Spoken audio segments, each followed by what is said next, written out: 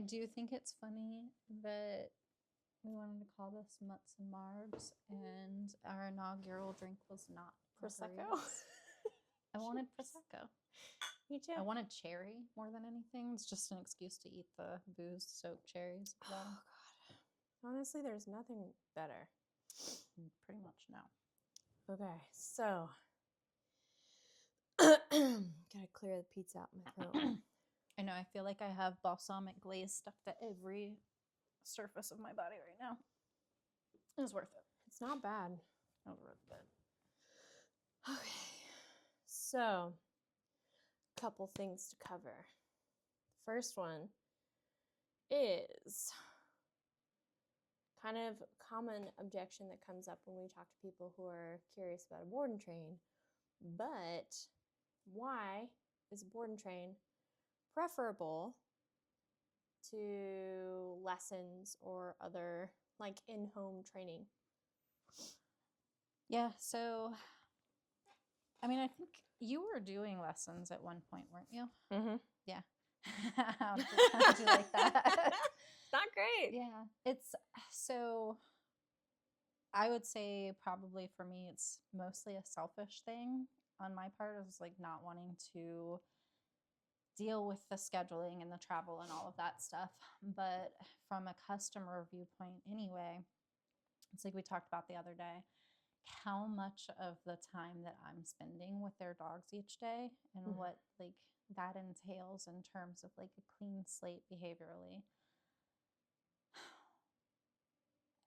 It's just not realistic for clients to put that time in. They're not dog trainers. I don't ever want them to feel like they have to be dog trainers. And I think like you and I can both accept like when they come home, there's still going to be a lot of work to do. In terms of changing how they're living with their dogs, the management stuff that we're going to ask them to implement. But they're not starting that from scratch and doing all of the groundwork in that all day long like I'm going to be doing. Like, from the second you wake up in the morning and we're working on threshold behavior and coming out of the crate nicely and being respectful on leash and socializing with other dogs and all of the stuff that's going to happen all day long that your average dog owner does not have time to do because they have jobs and lives and things like that. And my experience with even after the board and train, the go home, how challenging that is to implement anyways when their dog knows what to do and they're learning what to do versus you have to teach your dog all of these things and you have to like go through all of the building blocks with them. Yeah, at the same time that you're learning it. It's like trying to learn Spanish on Duolingo and then turn around and teach it to a high school class at the same time. And you don't know if you're making a mistake, you're setting it all up the wrong way. You teach everybody the wrong thing and they all go and offend everybody. Like when we show up for the second lesson and their e-collar's not on. I talked to them about how to turn the e-collar on. And you like the room for error is so great and it's so frustrating. And I do this all day long. Yeah. It's what I do 24/7. It's mindless to me. It's like driving a car. It's like I tell people all the time. It's like I don't even think about it anymore. I'm just walking through my house and then I watch my husband walk the dogs through the house and I'm like, oh my God. Like, what are you doing? It's all wrong. You just ruined everything I did. I do think it's just, I feel like it's a kindness to owners. Like, could I teach clients to do this in a lesson format? Sure, I can. I don't want to. No. And I don't want you to have to do that. Yeah. It's like we can see the proverbial mountain that's going to be for them to climb. Like, I think maybe the kind of common conception of dog training is that it's simpler than it really is. Yes. And there's just so much in terms of just coordination, especially when you're not just using treats. When you have a dog that has severe behavioral issues and an imbalanced relationship with you already. Yes. They're already used to not listening to you, not taking you seriously, walking all over you, Yeah. being pushy. They understand what kind of drama will make you cave Mhm. already. Oh yeah. They spend Little their whole opportunistic day. Yeah. rats. They're like watching you all day being like, what can I do to make it happen for me like this? That's Yes. how they spend all their time. Yes. So that's Well, it just makes it so hard. I mean, I remember the very first time I had an e-collar in my hand and a leash with a trained dog, a fully trained dog. It was Sasha. yeah. I remember that lesson. Yes. Yeah. And, That's the day I met you. yeah, and I had a trainer to being like, okay, now do this. And I'm like, I have come from a dance background. I'm coordinated. Yeah. I couldn't figure out what the hell was happening, and it was overwhelming and confusing. And I'll never forget that moment because I know that that's what owners' first lesson Yes. is like.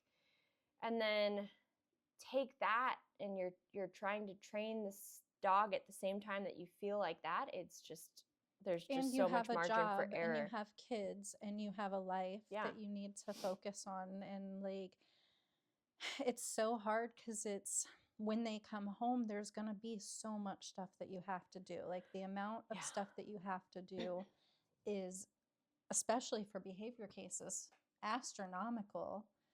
And then let's put into the context of the dog also doesn't know. Yeah.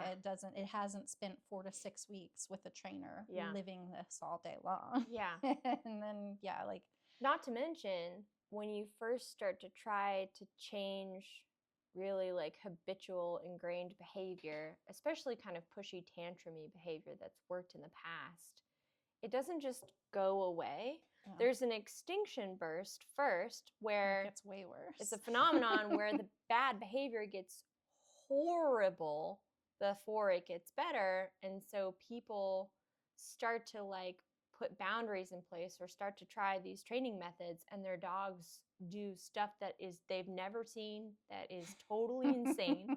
And they're like, oh my God, I'm killing my dog. Or, it's super emotional and Yeah. confusing and sometimes scary. And that's usually when, if you don't know dogs and you You're don't gonna give handle up. them all the time, you'll be like, okay, it's too Yeah. much for me. And in that moment, the dog's behavior gets even worse. Because they just learned that they were right and you're a sucker. Yeah. If they can push hard enough, if they can scream loud enough, if they can jump on you enough to whatever extent, then they get their way. And so they're like, cool, I just have to turn up the volume on all the bad behavior. I put this in so many of my emails to people where I'm like, yeah, your dog's really stubborn. I'm more stubborn. Mhm. And like they're not gonna get what they're looking for in this moment. And then Yeah. you have that beautiful little moment of the dog being like, well, Crap. shit. I might as well just do it this way. Lying down is easier than screaming my head off, turns out. Yeah, and it's like that's where, again, we've seen so many different dogs have those extinction bursts, so we're familiar with what they look like kind of across the board, and we know that what we're doing, because we're skillful, is fair. Yeah. And we're not hurting them. It's, nothing bad is happening. And so we're able to wait out that moment. Well, and I think we hear this a lot from people, and I think trainers try not to lean into this so much, but like people say all the time, especially in terms of like doing lessons versus board and train, of like, well, I could teach them to do this. Well, if you could, why haven't you? Mm-hmm. Like, I wouldn't have a job if everybody could do this. And it's not because it's some like incomprehensible thing. It's just it does take a skill set and a mental outlook that is hard for your average dog owner to have with their baby, right? Yeah. It's just, it is. Yeah. And, I love my dogs very, very much. And some of my dogs are terrible. But I know how to get what I need from them. That when you've got a dog who would just as soon bite you as like take that treat from you and go into that crate and lay there, or like they'll rip their way out of a crate because you've left the room. Like the average person doesn't know how to deal with that safely and in a way that's not incredibly frustrating and is going to keep making that behavior worse and worse and worse.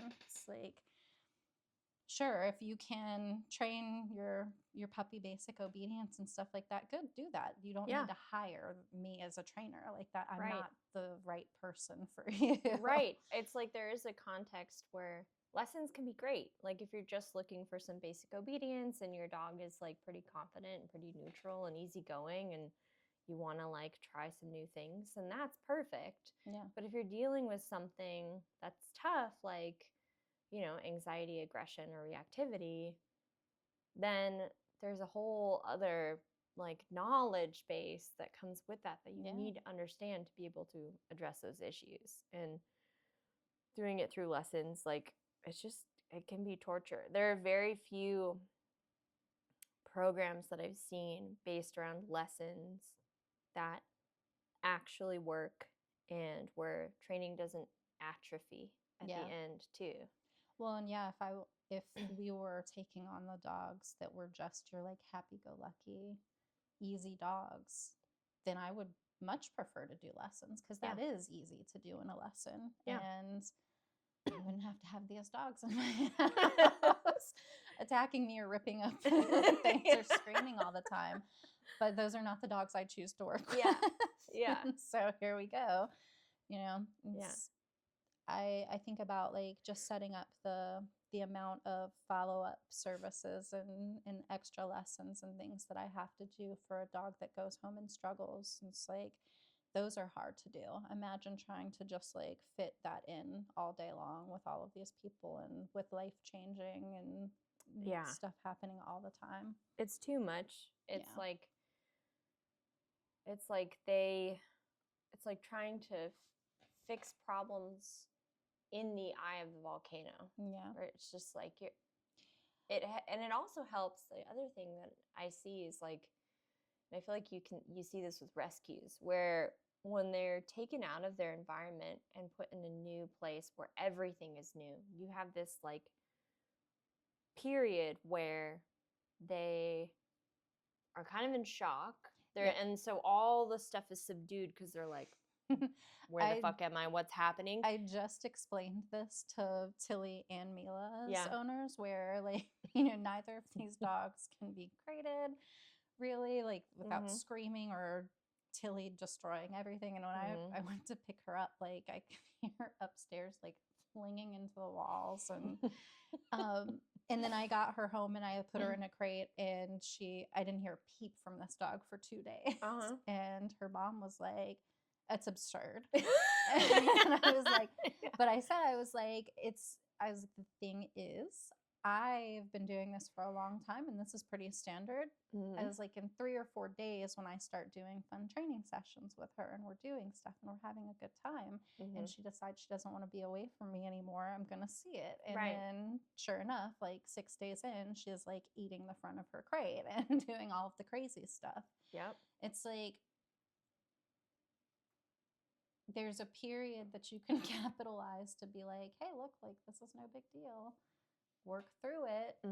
Or you can get what they've dealt with at home, which is like, fine, I won't put you in the crate. Please don't do that anymore. Stop destroying my house and hurting yourself. Flailing through walls. Oh my God. Yeah.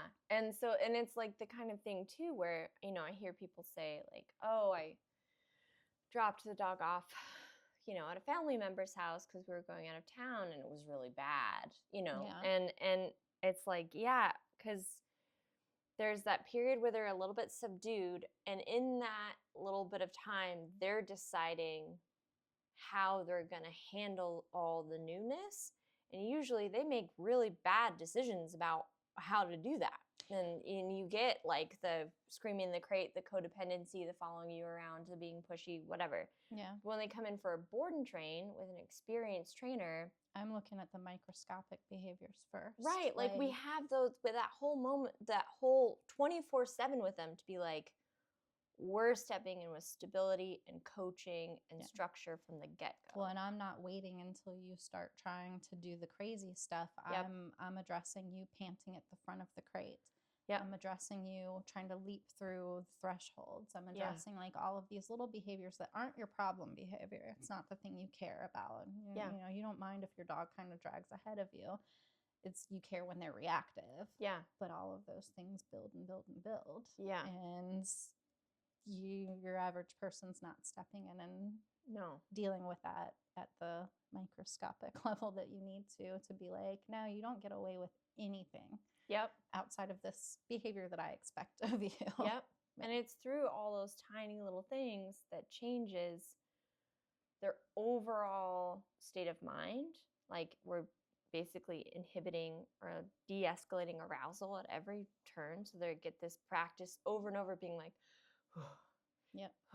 And so they start to just kind of come down into this calmer state from the get-go. But also it's just like they've only had imbalanced relationships where they feel like they're in charge, they have decision-making fatigue, they're anxious, or they're super pushy, and or just really impulsive. They're not used to ever thinking things through.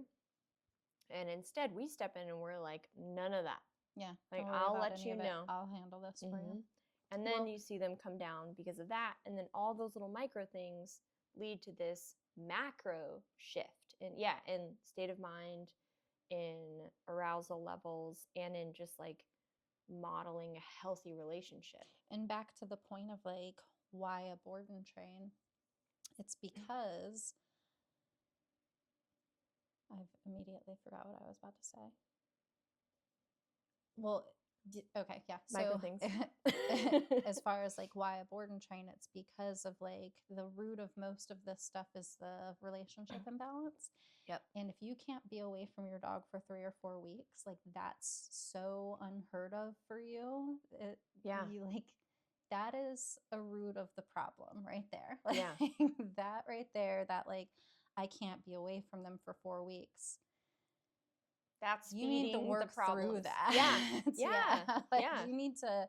It's why I won't do visits and during the course of the program. Not because I think it'll mess anything up, really. Yeah. Realistically, it won't. Like your 20-minute visit's not going to backtrack everything we've done, and your dog's not going to care and like reset to like a mess when you leave. But you need to do your work on your end to get that like that emotional thing that you have with your dog that really is messing you guys up out of the picture. And I can't do that when your dog's at home with you and you're not doing what feels wrong to you, because you need to coddle your baby and be like all of the super affectionate stuff that's not doing you any good, or in those hard moments where it seems scary or off-putting to you. You gotta be able to get through that. And like the first building block of that is, can you leave your dog with someone else for 4 weeks and not have to be in the midst of all of it? Yeah. And like I understand the like, you know, the oh gosh, they're away from me, how can I trust this person? And that's why like we send just a stupid amount of updates. Like we're letting you know how it's going. We're showing videos, you know, like we're very transparent in our training and communication, and it's like very regular. And we don't take for granted that there are horror stories out there. For sure. I know this, like nobody watches my dogs for me, you know, yeah. like that kind of stuff, because I just am home all the time and I have no life outside of dogs and stuff. But yeah, like that's where you need to do your vetting. You need to make sure you're finding like the right people with good reputations and good reviews and all of that stuff. But and we can, like, our clients can speak to that, which is nice. Like if anybody was ever hesitant, we'd be like, talk to anybody. Anybody. And I will always answer my phone. Like, not gonna blacklist you from your dog, but you also like try to make it very clear to people, like a big part of this is you and how your dog relates to you. And it's not because I had a client be like, well, I'm worried that when she comes home, like I'm not an alpha personality. And I'm like, I don't need you to be that. You can be soft, you can be a lot of things, but what you need to be is a person who is going to put what works best for your dog ahead of like your need to have an emotional support animal, because that's not what your pet dog is for you. It's not, you can't be that, especially when you have some some instability and some behavior problems behind it. Yeah. Like that's not what, you can't put that on them. Yeah, it's an unfair expectation of them. It's this interesting thing where you're like, but I'm loving them. And it's like, actually, Yeah. you're prioritizing your own emotional Your own state stuff, yeah. over what's actually good for them. And it's like you wouldn't be looking for training if they weren't anxious, If reactive. they weren't struggling. Like, if they're yeah. struggling and they're having a hard time, then like loving them is probably, it's like not the love that they need, it's the love that makes you feel good. Yeah, and I think too, it's like not telling you can't love your dog. Right. I'm a nutbag with my dogs. Yeah. I love my dogs. My dog's more than on the anything. couch, My dogs are on the in the couch. bed. My dogs are spoiled. They don't have to do any obedience. Yeah. Look at Bishop. Yeah. You Bishop ask him ain't to do doing something, obedience. and he's like, no. He's like, "I don't do-" But he's a super stable dog. Yeah. It's not a disaster in a lot of ways.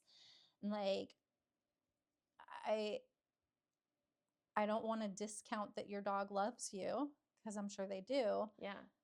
But not the way you're thinking. Like, Yeah. they don't love that you're giving them cake at the kitchen table for their birthdays. Yeah. They love that you're not putting them in a position where they're terrified and they feel like they have to lash out and attack someone. Like, Right. these are the things that are like the important things. Yeah. And it has very little to do with like not petting and loving and cuddling your dog. I want you to do that stuff. Yeah. You should. I do that with your dog. This is a good point to mention, actually, where there's like a bunch of dog trainer laws that we hear all the time. Like, Oh, me and you my- should never talk to your dog, you know, or you Coddle should them and never give them affection. give them affection when they're nervous. And there's like caveats to that, but we break dog trainer law all the time. And one is like, don't baby talk your dog. Oh, I love to baby talk dogs. And baby talk my dogs. I'm so stupid. I'm an embarrassment out in public the way I talk to dogs. Like, I love to. I need to start setting up stuff to have people like people's reactions to me. I just love to see someone talk to. And it's like, yeah, like you said, there's caveats to everything. There's good reasons behind a lot of stuff. Yeah. But when you're looking at it as like An we've said, dog absolute. trainer law, like it has to be this way, there's no room for anything different in it, then you're really limiting yourself, and you're also like boxing yourself into a corner where when the things that you think work don't work, like where do you go from there? Yeah. I tell all of my clients, like when we took the call that we had the other day with the client I'm having come in 2 weeks, she was like, my only thing is I don't think we can make him sleep in the crate at night. It's like, okay. The point of that is to set boundaries and kind of reinforce that there's going to be a different relationship. Can you do that for a period of time until we feel like your dog is successful and it's no longer attacking dogs in the street? Right. And then we can reposition it, because I don't care if your dog sleeps in a crate.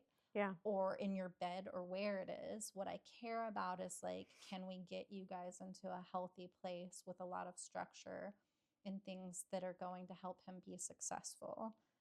Then we can kind of redo whatever afterwards. And it varies based on the dog too. I've got some dogs who I'm like, you don't have to use the crate. Like, your dog doesn't have separation anxiety and it's They're not fine. destructive in the house. Like, that is not a part of our protocols when they come home. It doesn't matter. Yeah. Because I don't follow dog trainer law, and I don't care if people's dogs sleep in their crate. And I don't care if you let your dog get in your lap on the couch. And I don't care if you you use your excited voice when you come home. Yeah. Unless it's detrimental to your dog in certain circumstances. Right. And that's, those are the caveats that we have to like always be putting into play. And again, back to the board and train, I spend a lot of time figuring out that shit. Yeah. And so we can be like, oh, this combination of things is what helps put them in the right state of mind to be able to function and actually enjoy their life. And also that's a dial that can fluctuate. Like with Theo, if he starts being a dick again, I'm like, okay, We take some stuff more back. crate time. Like, you've lost some privileges. You need to like regulate a little bit better so Yeah. that you're not a mess. Yeah. And that's good for him. Like, does he like it in the moment? No. Yeah. Does he benefit from it overall? Big time. Yeah. So that's a thing. That's then an option that I have. Yeah. Well, and so before I left Richmond, before I became a dog trainer, it's back when I was managing a dog daycare, and I'd worked with dogs for like 10 years at this point. I had Kush. Kush was my first dog that was, my dog. Well, Fancy was before that, but Fancy had 0 issues. Yeah. And he, we did all of the stuff. He went to daycare, he was trained, all of these good things, and he got attacked twice by off-leash dogs on walks, and he started becoming leash reactive. Yeah. Cool. We tried different tools, prong, whatever, blah, blah, blah. But then as his life progressed, he just that kept getting worse and worse and worse. And I wasn't a dog trainer then. I didn't know what to do or how to deal with this. And then he started getting into fights. He started going out and trying to find dogs and attack them. We had to take him out of daycare because he couldn't be around other dogs that he didn't know. So I buy him Minya because I'm like, I'll get him a friend. Yeah. That's such a common. I'll just get another dog. Well, that'll help. It was a really good idea actually, because Yeah, totally. he could be with any dog as long as he had slow intros to them, and he didn't have any issues then. And then I get Minya, and a year in, she's a Shiba. She turns into a fucking psychopath.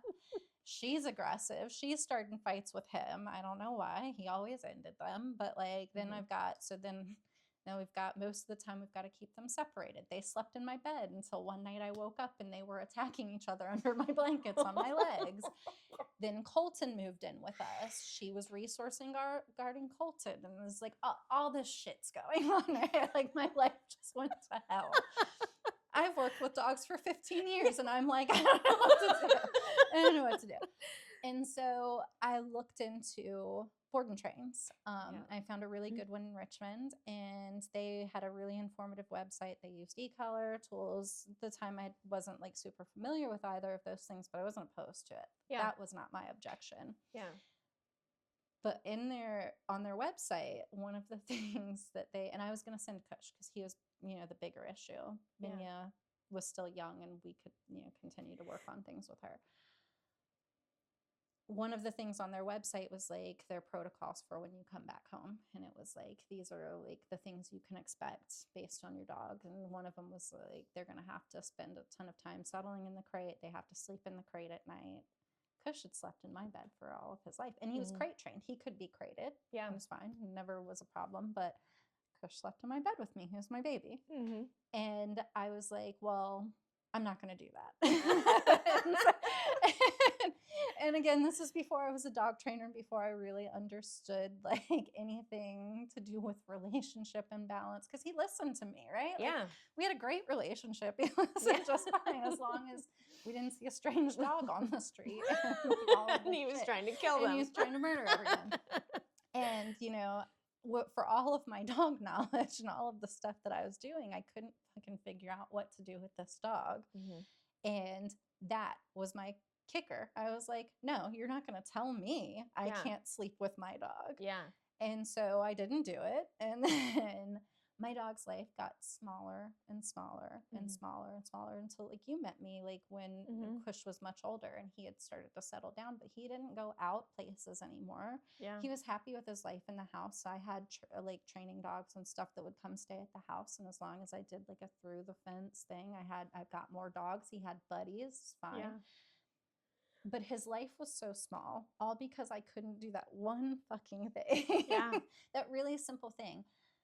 But also, when I reached out to that trainer, they didn't explain any of this to me. They didn't explain relationship dynamics and what was so dysfunctional. And no one until I got into therapy could really talk to me about how unfair it was that this dog was my whole existence. And I was like, I let his world become so tiny because I wanted him to sleep in a bed with me. Yeah.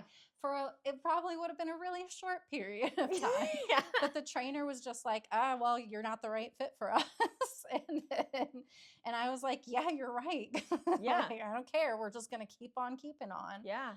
And then I became a dog trainer, and I was like, Jesus Christ. God damn it. I could have really had things a lot different if I had just been open to like understanding and someone had taken the time to really like explain the things to me. It.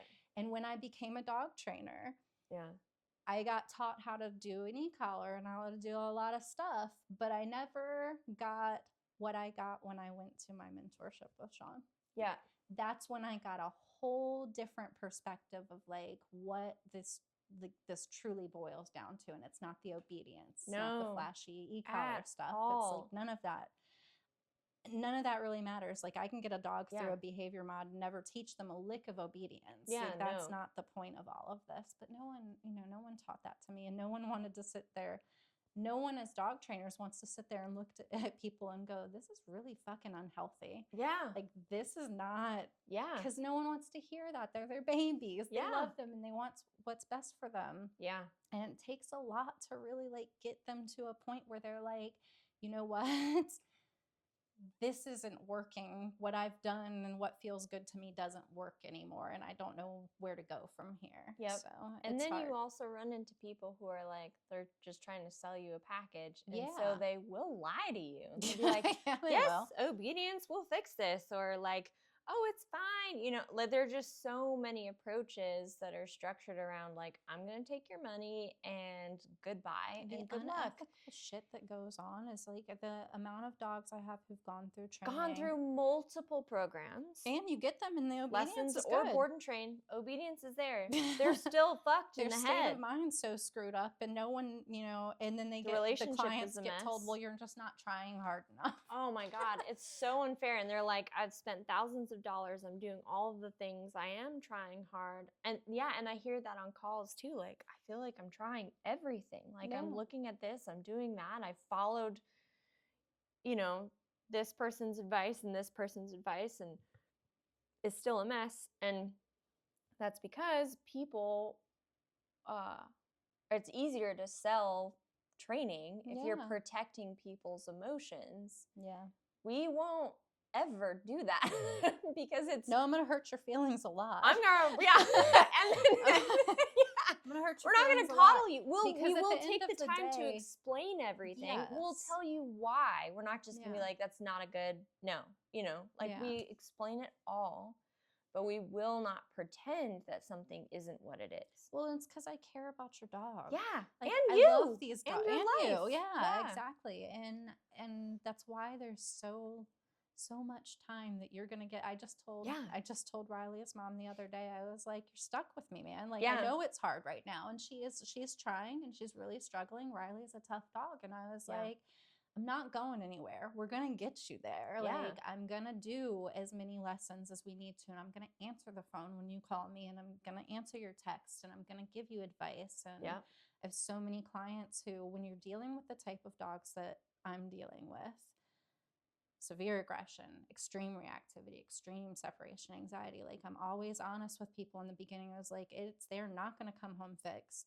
It's going to be really hard. Yeah. But I will always be there. I'm never going to not come if you need me to. I've got a dog at home here right now who's back after he graduated like 3 or 4 months ago because stuff was just going on. And I was like, hey, you know what? Let's do a boot camp. Let's bring him back. Let's see what's going on. And then we'll come and do some more lessons. Like I'm never gonna, I don't charge for this stuff. I'm not. It's built into our planners. Like if you do a board and train with us, with a dog who has behavioral issues, most board and train programs will do like a go home lesson or 2 maybe. And then they're like, bye. And then you email them and they're like, well, you can pay for another one, or or you're not trying hard enough. Yes. And we understand that when dogs have like really tough issues, and when it's a relationship problem, then yes, please.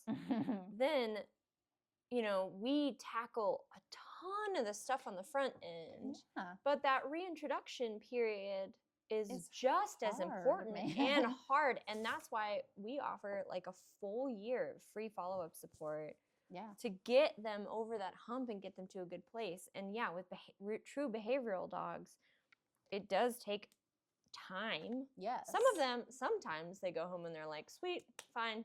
Some I of love them, those. not. Yeah.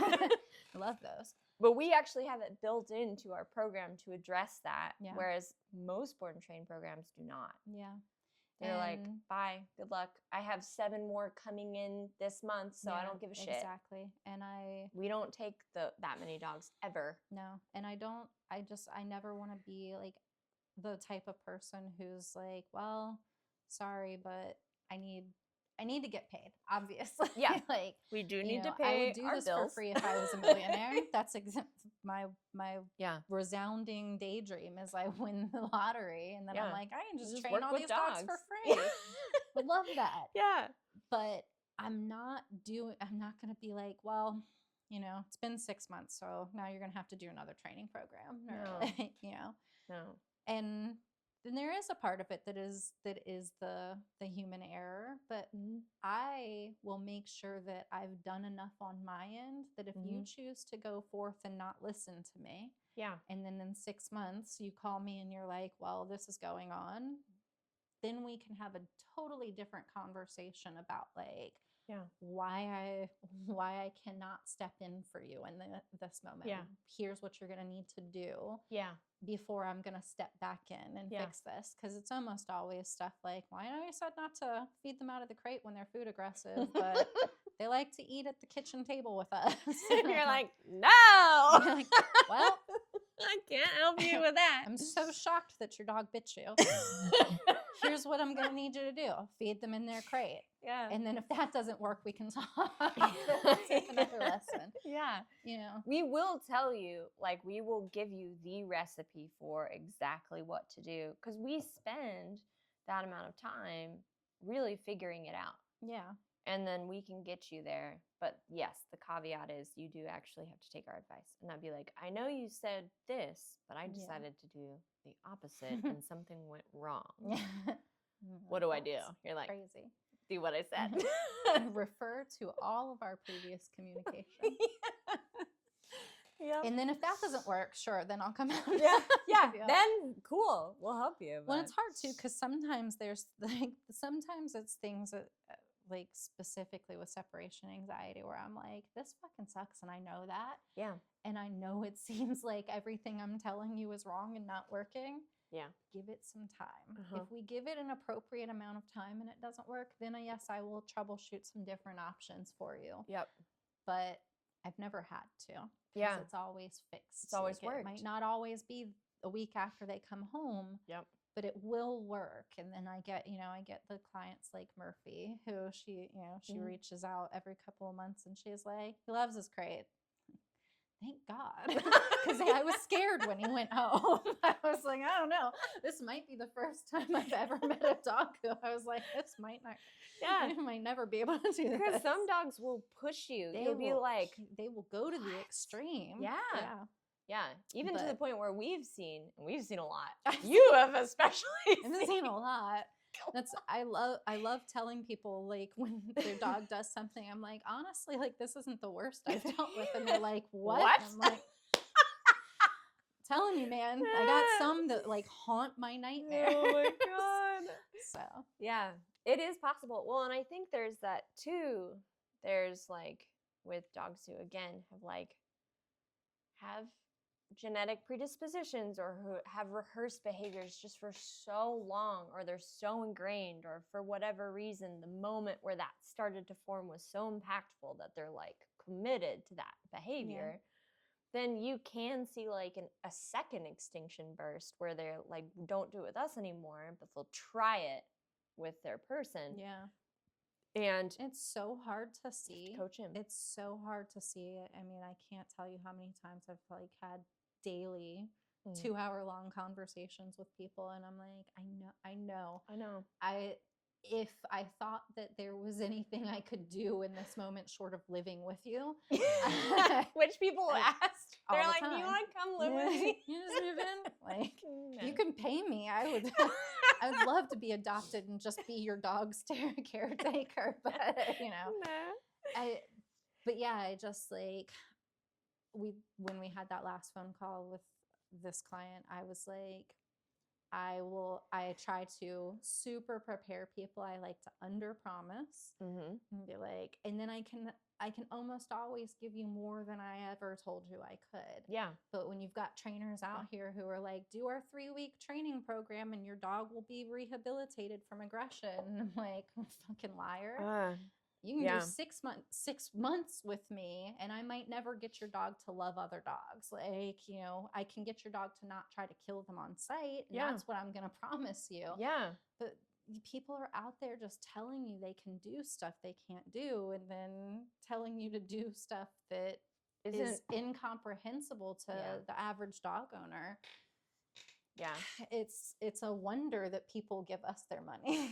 I think about that all the time. Like the trust that they're giving us is so valuable to me, and I will never take advantage of that. Never take it for granted. Like if somebody, and that's the other thing too, is like we don't take that many clients. We're vetting people as much as they're vetting us. Yeah.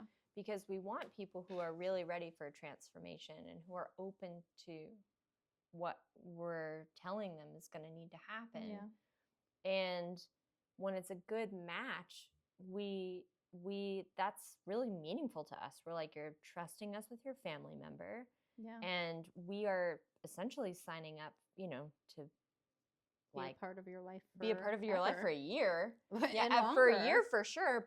Possibly longer. A lot of Yeah. our clients have become friends. We keep in touch, all that good stuff. I had one recent client on a consultation who was like, we decided to move forward, and she was like, I feel like we're getting married. It's like, we kind of are. I know. I have so many clients in the session who are like, is it inappropriate if I like just want to hang out with you sometime? Like, would love that. I don't have time for that. Yeah. But I would love that. Hanging out would be great. Yeah. What would be cool is to not do a dog thing once in my life. But I love these people. It's like I'm so blessed. I say this all the time. I post about it all the time. But I'm so blessed that I get to do this. Yeah. That I'm good enough at this that I can like build these relationships with people when I'm going through a hard time. Like, yeah. My clients are 1000% what gets me through that all the time because they're just so kind and caring. And I can't imagine a life where I would be like, take their money and never talk to them again and not care that they're struggling. Or, I just, no. And when you do get, and I do love that, like randomly I get updates years later of like, look at, look at, I have this Pippa, the little dachshund who's in New York City. It's just like terrorizing her building, which is so funny. Not really funny, but funny in retrospect because she's so little, but she somehow just ran the world.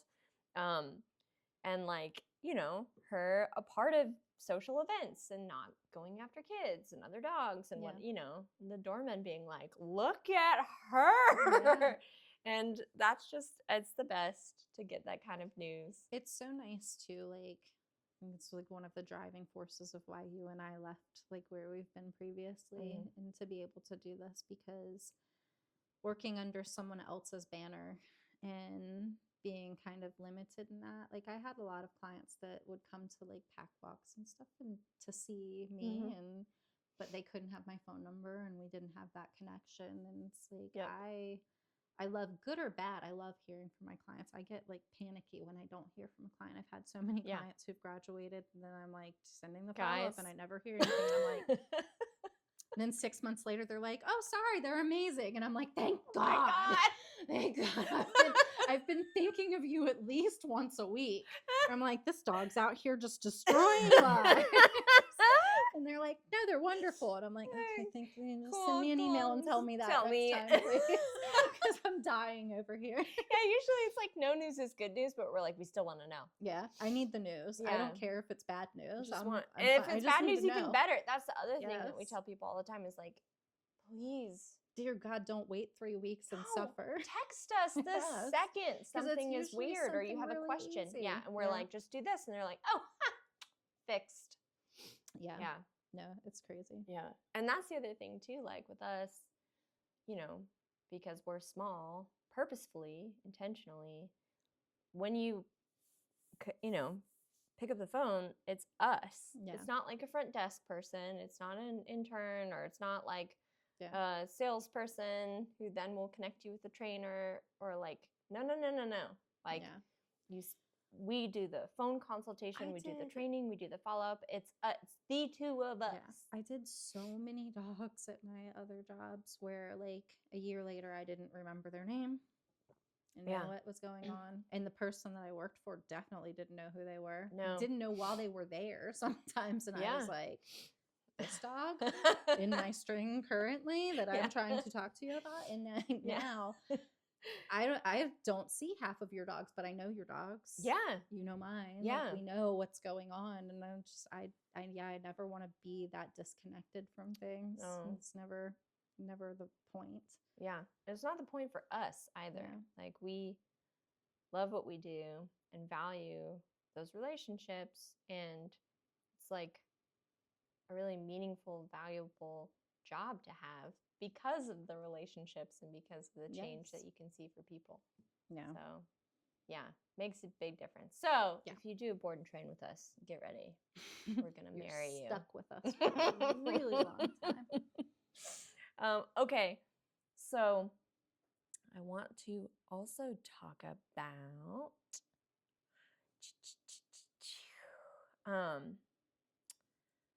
this is something that we mention in an important part of our programs, but I think sometimes, like, I feel like dog trainers get trapped in dog trainer jargon, and you say like a sentence to a oh my God, I'm so burpy.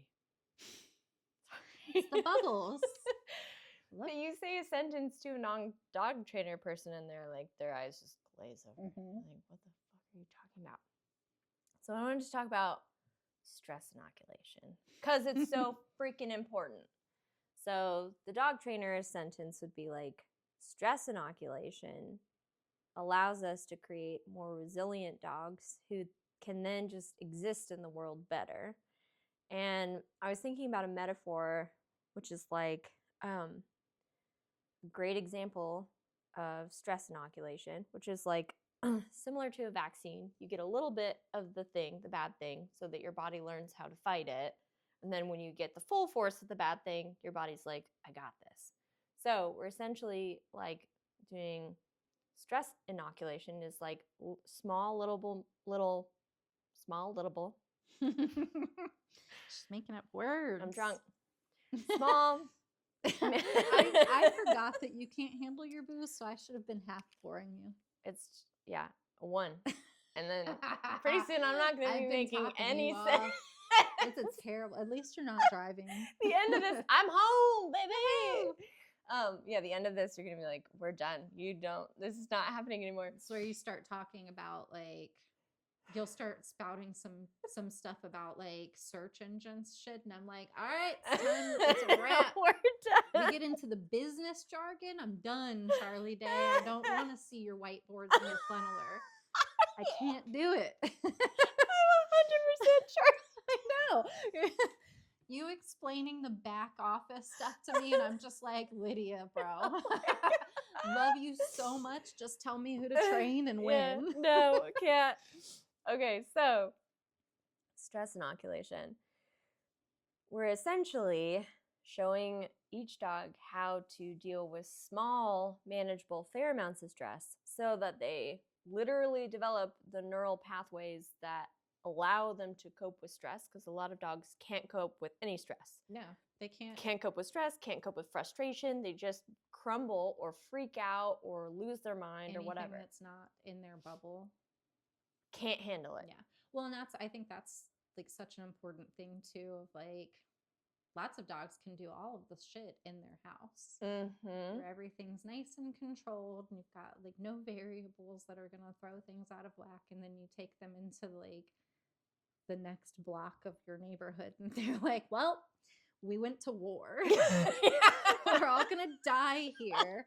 Let me climb your body like a tree and scream the whole time. Just lose. That's when you get the like, she's so good. She's so sweet. Like 95% of the time. And then she's the amazing. other 5% makes me want to yeet myself off of a cliff. Yes. That 5% is the most important. It's really part. bad. Yeah.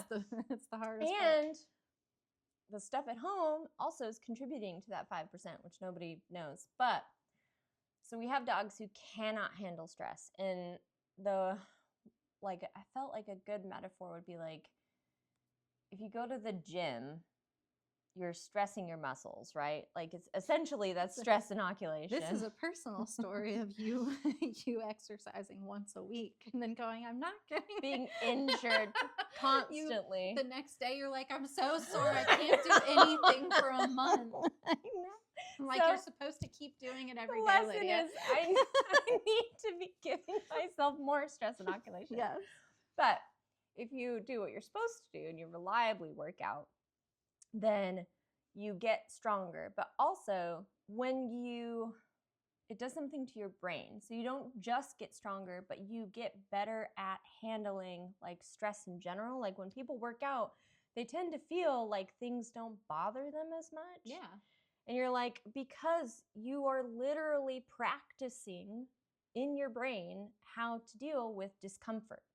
Well, and you're changing brain chemistry. It's like I talk all the time about dopamine flooding and how we can change the way a dog's like brain reacts through careful counter conditioning and the stuff that we learned at Aaron's seminar. Like that was like a game changer for me. Huge. In terms of like, you're growling at me? Cool. I'm still going to reward you. Oh, that goes against dog trainer law. Dog trainer law.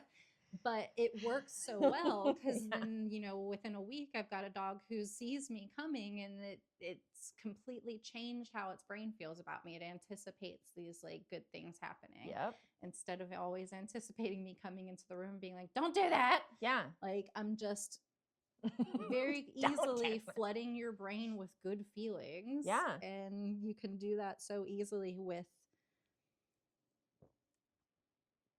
confidence building, counter conditioning, all of that stuff. But you have to do it tactfully. And that's really hard for people to do.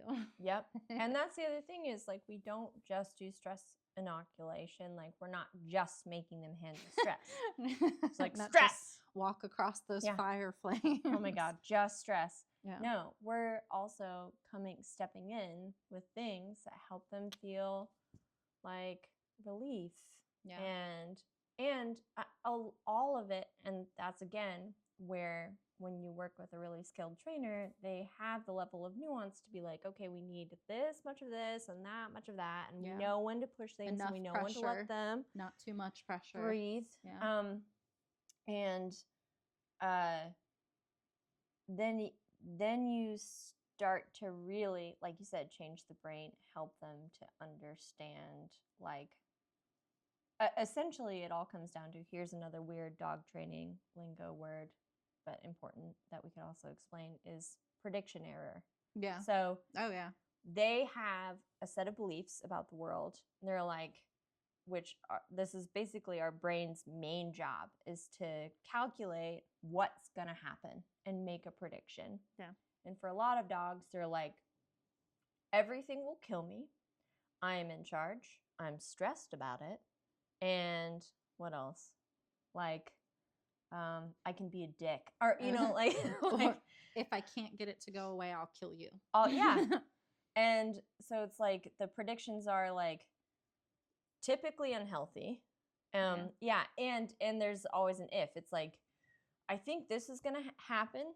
And if it does, here's what I'm going to do. And that's the only thing that will fix how I feel about it. Yeah. So like, if that dog comes closer to me, it's going to try to kill me. So I better Go lunge attack and it bark and first. bite at it so that it goes away.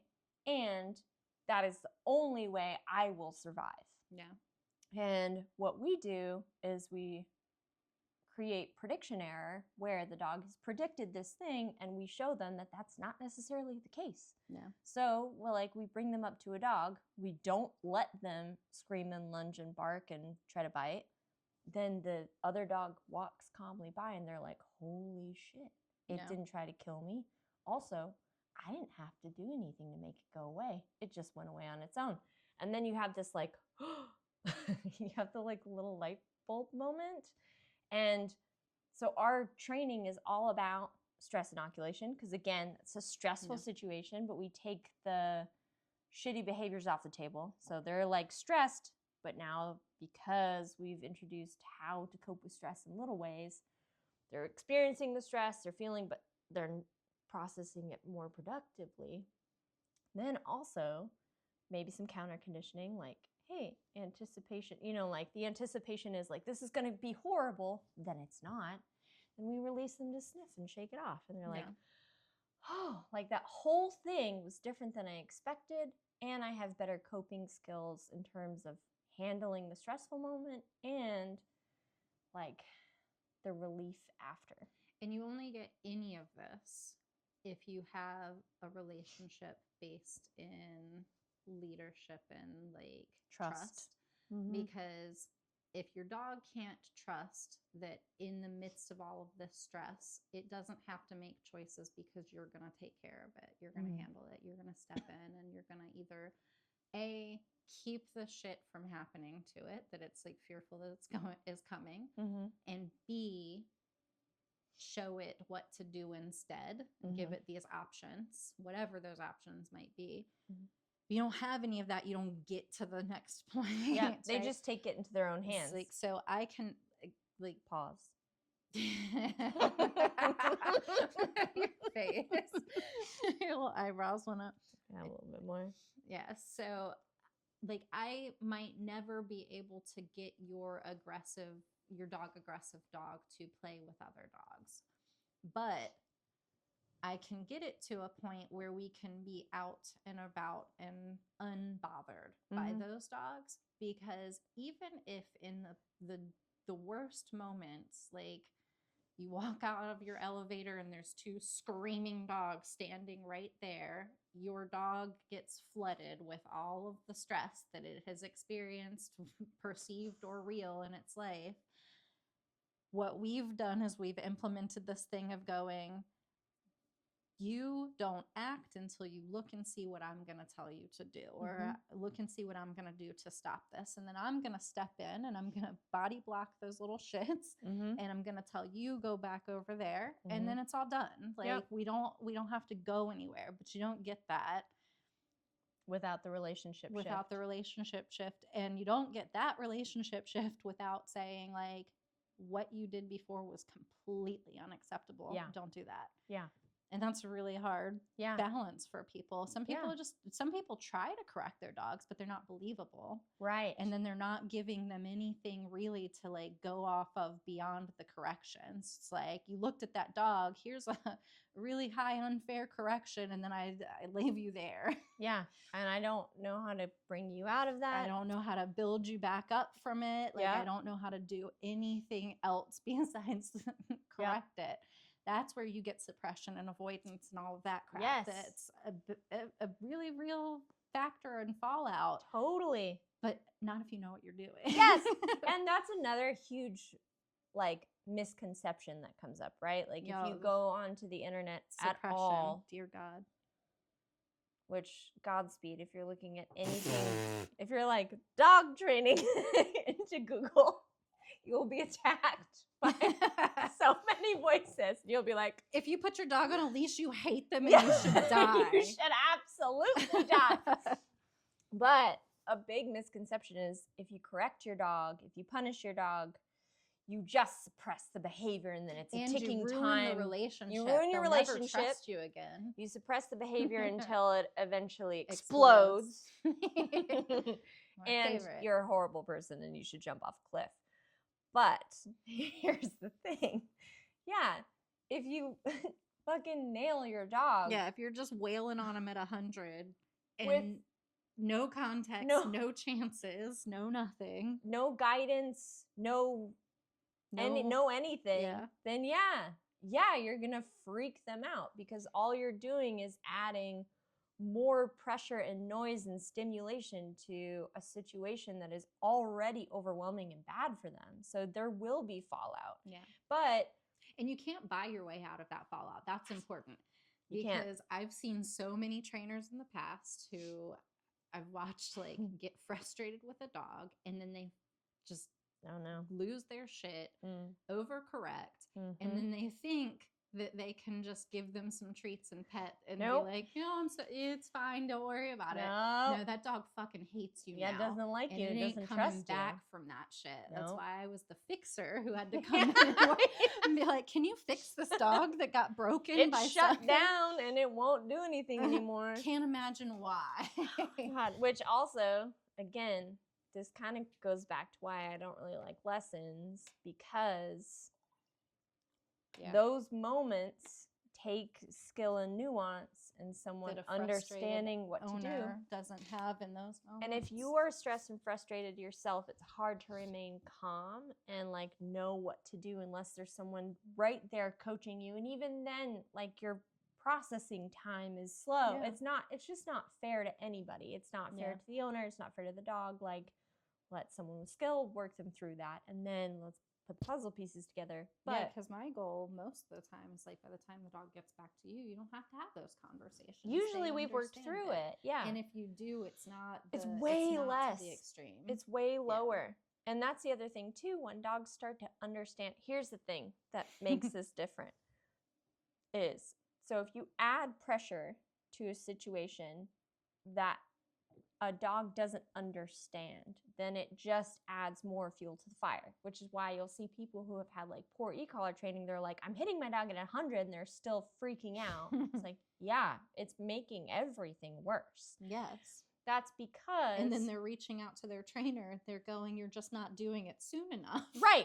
And then the dog sees another dog. They get like blasted and they're like, Jesus Christ, I hate everything. Looked this way and they're like, oh 100. God. And please don't ever do that. Don't ever do that. For the love of God. Christ. Just stop touching e-collars unless you are dealing with somebody who can show their work and they know what they're doing. Yeah. But when you have clarity, when you teach a dog what things mean, then they can process that moment and understand it. So like, it's like tools only accentuate your communication. So if your communication isn't there, if your communication isn't clear, then you're just adding noise to something that's already insane. But if your communication is clear and the dog knows what the tools mean, because you've taught it in another context and you've started to generalize it, and you're introducing them to their triggers at an appropriate time, then all of that is there and it offers them guidance in that situation, and it doesn't shut them down. And it doesn't. And the thing is like, sometimes you will temporarily suppress a dangerous behavior, which is the only way you can work with dangerous dogs. Like sometimes, you should suppress something bad, but then you show them how to work through those moments differently, show them more productive ways of coping with things, and then they start to choose those things. Well, and Cody is my favorite example of like all of this, because Cody, when I got him the day he was going to be euthanized, like the way that they approached his training wasn't necessarily wrong. Like it wasn't. But again, when it didn't work, the response was higher corrections, more corrections, doing all of this stuff. And then when you looked at the like big picture of it, it was like, we're going to hand feed and we're going to build all this arousal around feeding. Can you explain more of the, the was context? Food aggressive. Okay. Yes. So Cody, I rescued him. His owners reached out to me after having gone through a different training program. and for food aggression. And his food aggression got continually worse until he attacked his owner and caused severe damage, like nerve damage in his arm. And so they reached out to me and to see if I thought I could rehab him. And I said I could, but it was also going to be expensive. They'd already paid a lot of money, time consuming.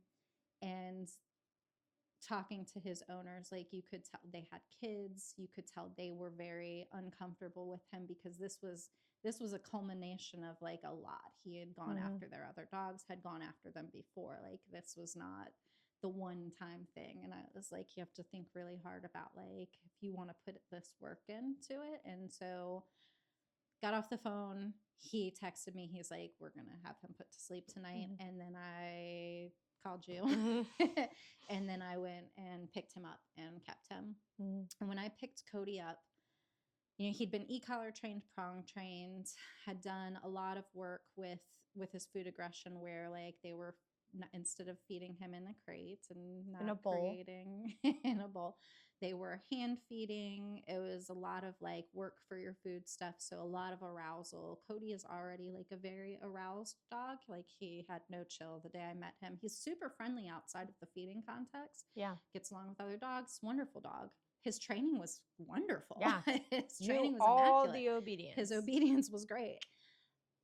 But he would jump, like he jumped all over me, was like pulling my sleeves, you know, just crazy, chaotic dog. And then we were taking food, which he's resource guarding, and building more arousal and more chaos in all of it. And then if he like showed any kind of tense behavior or whatever, they were hammering him on the e-collar, and that just kept getting worse and worse and worse. And then because the fallout from the e-collar was so bad, then they were doing prong corrections.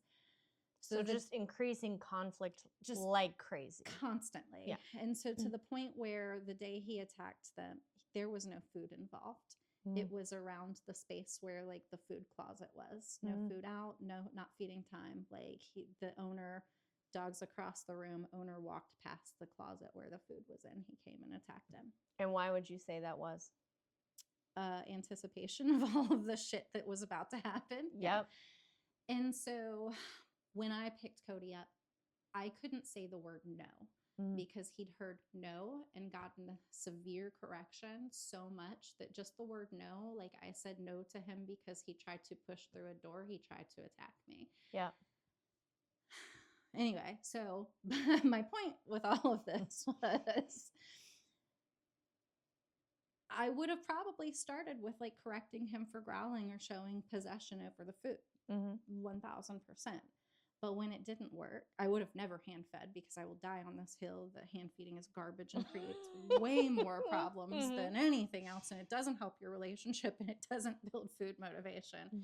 At me. I don't care. I love this. And it fucks up arousal. It fucks up everything. There's so many things. It fucks up everything, Jesus. But anyway, but besides all of that, like they had just created so much conflict and arousal and all of this stuff, and then had these owners who kind of softer people anyways, but then they were coming in hot with some heavy corrections. Yeah. And so like I said, the word no on site on site for the first 3 months that I had Cody, him in a room by himself with the bowl, he would attack the door and like lose his shit. And I just left him alone. And so eventually it became like, oh, this is my food bowl. I don't have to worry about this. And then I started doing like the Aaron protocols, like counter conditioning and stuff like that. And now, every time you approach, food appears. Exactly. And there's no correction, no walk away from the food bowl, none of that stuff. No requirement. I just want you to sit in this crate. This is your food bowl. I'm not trying to take it from you. Don't worry about that. Yeah. And now he's golden. He can, whatever. Yeah. And then eventually I started doing out protocols and stuff like that. The thing I have never done with Cody is correct him for any of this. Yeah. Never, not once. because I had him safely in the crate where if he did attack the side of it, he's not going to hurt me. Nothing happens. And so I just let him live in that. Like, Mhm. look, like you're freaking out over fucking nothing, dude. Like, this is your food bowl. You get it every day. You don't have to earn it from me. You don't have to earn it. You don't have to earn your food. You That's just, my food is a my- right. My responsibility as your dog owner is to feed you your fucking food and to leave it there. Yeah, yeah. And after enough of that, where he was like, there's no conflict here anymore, I don't have to worry about it, then I could step in. Prediction and, error. Yes. Then I could step in and we could do some work with like, can I approach you? Can Mhm. I open your crate door? Can Yeah. I take your food bowl? And again, not real conflict, but things happening. Life where, again, exists life around you. And again, prediction error, where like life happens and nothing fucks with you. Nothing Exactly. fucks with your food. It was no It correction, was just no such a pressure. super easy thing because Yeah. out of in his crate with his food bowl secure, like he's done. Yeah. 5 minutes later, I pick up his bowl. He's not guarding his empty bowl. He was in the beginning. Yeah. He was guarding anything. Mhm. Now I can have open bowls of food, Yeah. like in the room. Wasn't there a thing where like you Yeah, like I grabbed? took a dog who didn't eat his dinner and I set it on a thing, and then I, like a dumbass, opened his crate. He doesn't have a leash Yeah. on. He doesn't have his e-collar on. And he ran straight to that bowl and stuck his head in there. And I said, well, that's on me. But you know what I didn't do? First of all, I didn't say no. Didn't say no. And I just said, hey, Cody, come on. And he just left the full bowl of food and walked out the door. And I picked it up and it was fine. But It's a again, miracle. management fails, especially if you're an Management idiot. fails. So But you even though, you but can like, build the resilience yes. in them of like, look, like even though he dove Yes. into that shit and he was real stoked about it, Mhm. we'd had enough conversations around like, you know what? If It's not a big you deal. growl at me, I'm not sticking my fucking hand in there and trying to take it from you. I'm No. not going to try to prove a point here of like who's No. in charge. That was No. my mistake. That was on me. Yeah. He's the cat didn't finish her food one time. He ran up, he looked at it, looked at me, and backed up 4 feet and sat. I didn't say a word. Training. Well, it's not even, it's the how I lived with that dog. Exactly, but that is training. Exactly. Yeah. That obedience is not training. How you live with your dog in the small moments is training. Yeah, he learned so much over that period of time of like, This is not a big deal. we can, and also like now I can correct him, and I can correct him. I've never had to use I've never used his e-collar except for maybe a couple times during some out protocols. Yeah. He doesn't wear an e-collar, he doesn't wear a prong, but I can, I think I told you that one time little son of a bitch. He has never resource guarded a toy in his damn life. But me and Colton were playing with him, and he got really excited and Arousal. he started guarding his nylabone, and I was like, "Bet." And he's not on leash, not anything. The correction was me going nope and stepping into him really quickly, and he Spatial was pressure. like, "All right." Yeah. And then Relationship based. Yes. Where when you establish a healthy relationship where there's respect there, spatial pressure is fucking meaningful. Yeah. You're like, hey. I don't have to kick you. I don't have to do No, anything. you just I like, just have hey. to be like firm and be like, They're like, I was like, I did not just spend 6 months rehabbing you from food aggression for you to suddenly be toy aggressive, you little shit. Yeah. And then also that correction is so much less. Yeah. All right, hold on, because we're getting into a good, but I want to make sure that we're still recording. We are! Okay. Yay. Do you Okay. have battery on that thing? No. You Let's should- see what happens. Hold on. Actually, You can't plug it in, can you, because of the thing? I can't. Yeah, I can't. It's just this shit. Does it say how much battery you have left? My phone would have been It dead. looks good. Looks like we're still good. All right, so this is important. Okay. So this is another important concept where I think people also think that they, like, if they have to correct their dogs, they're going to have to correct them high and forever. And be really mean about it. be mean. which if you're ever frustrated or stressed, don't calm yourself before you interact with your dog. Yeah. Working from a place of frustration and stress, no go. Bad idea. But this is the importance of teaching a communication system. And again, this is another like dog trainer lingo that would be a good thing to demystify and explain, which is a conditioned punisher or a marker. We teach the word no or or whatever, but essentially it's a word that means, hey, you fucked up, don't do that. And the importance of teaching a word and then following it with a meaningful consequence, and that consequence can be anything. It could be the e-collar, it could be the leash, it could be spatial pressure, it could be a combination of things. I think that's like a big thing too, is like people think, especially with e-collar training, your only correction is a high e-collar correction. No, absolutely not. Depends on your dog. Yeah, no. And also, again, one reason why it's good to do a board and train is because we figure out what things the actually what's meaningful to them, because the context that's important, or the opinion that's important in the scenario is the dog, and it's different. Bishop will take 100 on an e-collar and just doesn't care. But if I go no, he's like, oh my god, I'm so sorry. Yes. Yeah. So you need to know what is meaningful to your dog, not what you personally think is gonna matter, or what you think is like mean, or whatever. Yeah. So you need to be able to figure out what that consequence is, but you also need to put a word in front of it so that you're marking. The reason why it's called marker word is because it marks the moment of the behavior. So your dog is like sneaking, and they're like, I'm gonna touch the cheese, and you're like, and they're like, and you're like, and then they're like, boop. Right then you're like, no, and you mark the moment that they do the shitty thing. Then you follow it with a consequence that's meaningful to them, and they're like, fuck, it's not worth it to go after the cheese if my mom says no to me, and I love her very much, and that makes me sad. So, like Bishop, who melts. So, when you do that, when you create what we call a conditioned punisher, the word itself develops a lot of meaning over time. And what you find, and this has been studied, recorded, it is a fact of behavioral science. If the marker word is there, if the communication is clear, then the consequence can be way lower. The physical consequence, or the meaningful, whatever it is, voice, spatial pressure, e-collar, leash, whatever, spray bottle, I don't know. Yeah.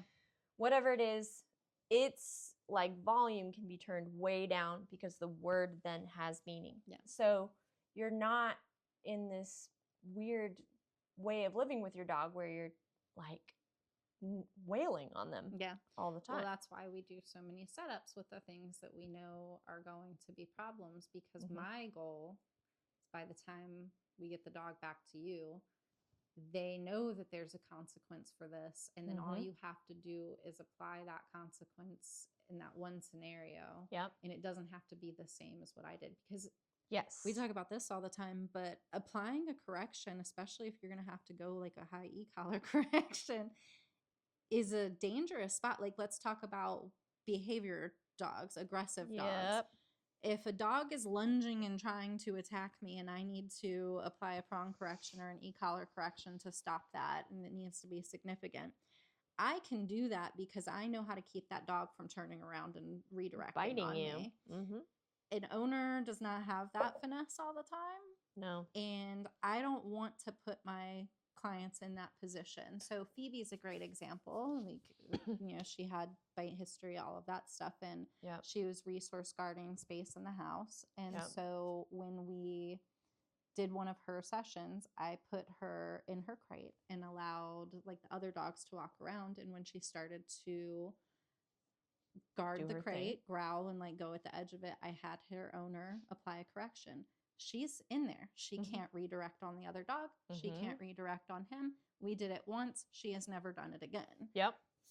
wasn't a crazy high correction. It didn't cause any like fallout or anything, but it was enough for her to go, oh yeah, I know that. Yep. Like he didn't have to put her at 100 Yep. and do it 85 times and Yep. risk her turning around Yep. and attacking him. So and he was also safe. The other dogs were safe. exactly. She also knew exactly why it was happening and what to Mhm. do to prevent that from happening Yep. again. It was just a new context in the one lesson. correction, she was like, "Oh yeah, I guess I'll lay down instead." Yep. Like it's Yep.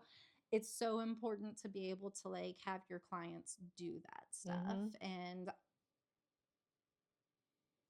my ethics will not allow me to tell a client To do that on their own. do 100 on the e-collar while your dog's in drive and then Like, do you want to risk get the killed? fallout Yeah. of that. Like Yeah. I can't do that. Yeah. I'm not gonna put you in that position. And also just and there are some dogs that do need a really serious correction. And for me, other trainers are comfortable with this. I'm personally not. And also there's like I feel like there are maybe some very few trainers who could get away with this and it will be fine. There's like one person I'm thinking of. But like you also don't want to put, if there needs to be really severe correction, there's a lot that needs to happen after that to like make things okay. Yeah. And I don't want to put that responsibility on a client who's already kind of probably confused and unsure and they've never done this before. Not to mention, it's their baby. Like when dogs come in for training, I love them. I'm obsessed with them. But they're not my son who I birthed, Theo. Old Theo. Who came out of me. And then cost you all your money. And constantly costs me all my money. And it's just bad. Oh, I love him so much. But it's like, and I'm fucking guilty of it. I let him get away with shit because he's my baby. Yeah. So if you know, I feel like almost every dog has that one fucking hard conversation that you need to have. And even if it's not like a super high correction, it's a complicated, there's something that they're gonna have to work through. And it's really tough to put an owner in that situation because their heartstrings are already being pulled, the coordination isn't there, the knowledge of what to do after isn't super secure, and there's just too much room for error.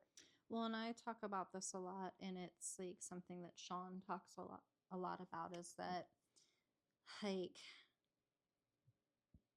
he's having so many conversations like at thresholds, at how you behave on a leash, all of these things, that yes, he is applying a punisher for inappropriate behavior, but it's not to the extreme that it could be because he's never let the dog get to this point, right? Like I very rarely have to do like a lot of serious corrections. I, to be honest, tend to try to avoid that as much as possible, especially like in the beginning, because I can do a lot of like little things, spatial pressure, leash stuff in these nothing moments, like at the door, as we're walking, like all of this stuff. I very rarely have gotten to a position where I've got a dog just like coming at me, even dogs with serious bite histories, because I'm so careful and I'm so like this. The second your ear twitches and it seems like you might be thinking about looking at me wrong, I'm stopping that right away.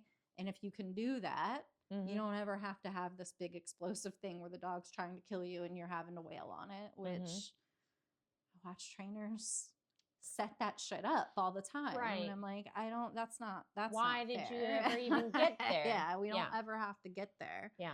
And I don't ever want to put my client there because that's a sure way of my client getting their face ripped off. Yeah. You know? And sometimes, like, and like I said, sometimes there's this moment, this like critical moment where that conversation needs to happen. Like Holt, a wolf dog who's like 30% wolf or something. Yeah, and his thing was he'd been through several trainers or several homes, Yeah. and his behavior was getting progressively worse and worse and worse. And I mean, he was biting his owner if Yeah. she like tried to put him in the crate. Yeah. And so And she's a skilled trainer. yeah, Yeah. the first time I tried to put him in a crate and he growled at me. He didn't Yeah. go at me. He didn't do anything. We had a Yeah. real hard conversation about like, you will never do that again. He has never done that again. Yeah. And it's like, It's that was a knowing moment when I that was moment prepared is. for Yes. too. Like Yes. I knew that it was coming. Yeah. She had told me their whole life is her trying to get him to do anything and him being like, well, I'll bite you. Yeah. And I was like, that was in the first 5 minutes of me knowing this dog. Yep. And then it set the foundation for everything else we did through the rest of Yes. this training program. And it's not like you're doing that over and over and over again. You just like have this one thing, like you said, you're prepared for it. You know how to handle it. You know Yeah. what's coming. You're ready. It happens. And then you're like, and here we go. Yeah. Here's on to the Well, next. in any context, like whether it's jumping or whether it's serious aggressive behaviors or anything, you can, as a trainer, you can always see when they get their first consequence because they've never had a meaningful consequence in their entire lives. Mm-hmm. That consequence can be very little or it can be a harsher correction, but whatever it is, you can see that moment where they go, shit, I didn't know I couldn't do that. Mm-hmm. And then and then it never ever comes about anymore. It doesn't happen again. No.